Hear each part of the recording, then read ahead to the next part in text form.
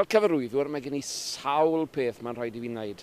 I ddechrau, dwi'n trafod gyda'r cynllunydd, y person sydd yn creu'r set a'r celfi ar y llwyfan, a dwi'n trafod gyda'r cerddor sydd yn creu'r gerddoriaeth a'r effeithiau sy'n. Wedyn, dwi'n chwilio am actorion sydd eisiau gweithio gyda ni ac actorion sydd yn gallu gwneud y sioe arbennig yma a maen nhw'n gorfod bod yn heini a gallu defnyddio cerddoriaeth hefyd.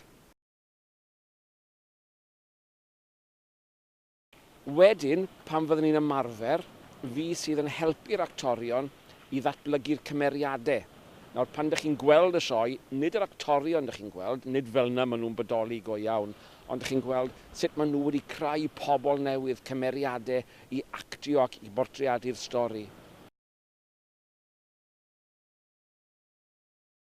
Hefyd, rhan yng ngwaith I fel cyfarwyddwr yw creu lluniau ar y llwyfan. Pan dyn ni'n mynd i'r theatr, dyn ni'n gweld lluniau drwy'r amser. A mae lluniau yn aros yn ynghof ni yn hir iawn, felly rhan yng ngwaith I fel cyfarwyddwr yw helpu'r actorion I greu'r lluniau a'r symudiadau ar y llwyfan.